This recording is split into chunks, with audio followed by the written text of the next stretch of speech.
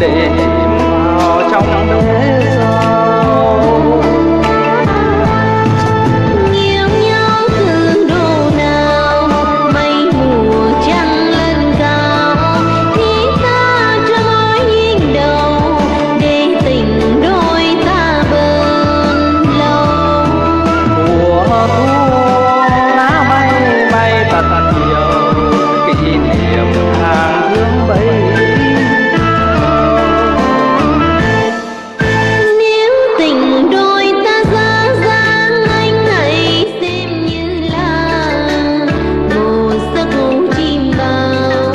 Mai sau cùng quên hết đôi hướng cuộc đời, có lẽ không gặp nhau.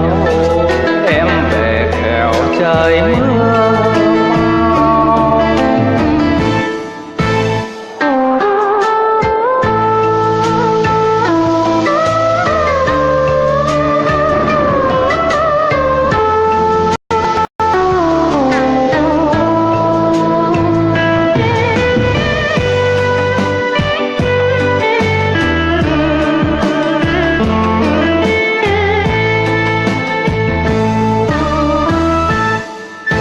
Nếu chiều nay không có ai sẽ đưa em về, trời sắp đổ cơn mưa. Sao em còn đứng mãi hay nói một lời? Có phải em giận anh? Có phải em giận ai? Nếu ngày mai xa cách nhau, anh chẳng nên nấu sâu, trời sắp đổ mưa ngâu. Đôi ta chẳng tan vỡ, dẫu biết tình đầu rất dễ chia lìa nhau, để chìm vào trong bể dâu. Yêu nhau từ độ nào mây mù trăng lên cao, thì ta cho mối duyên đầu để tình đôi ta bền lâu. Mùa thu lá bay bay thật nhiều, kỷ niệm càng thương bấy nhiêu. Nếu tình đôi ta dở dang, anh hãy xem như là một giấc ngủ chìm bao. Mai sau cùng quên hết đôi hướng cuộc đời, có lẽ không gặp nhau. Em về kẻo trời mưa. Đôi hướng cuộc đời có lẽ không gặp nhau, anh về kêu trời mưa mau. Đôi hướng cuộc đời có lẽ không gặp nhau. Em về kẻo trời mưa mau.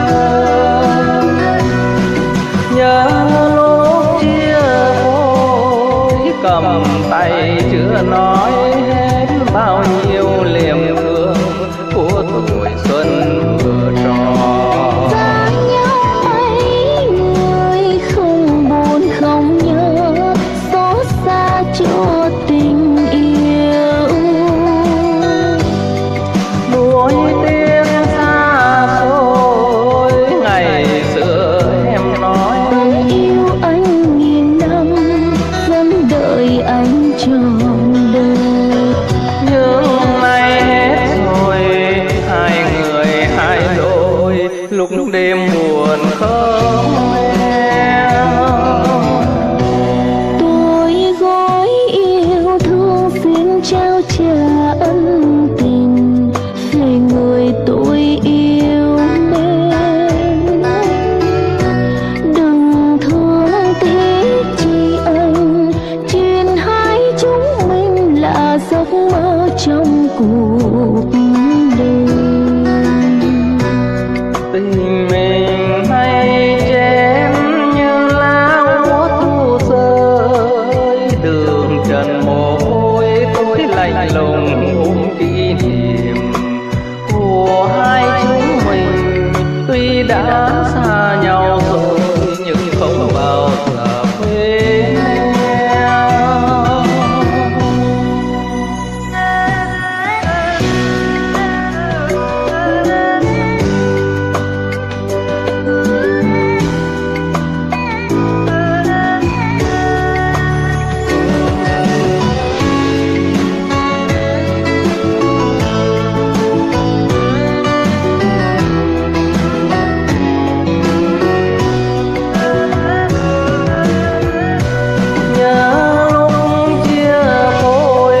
Cầm tay chưa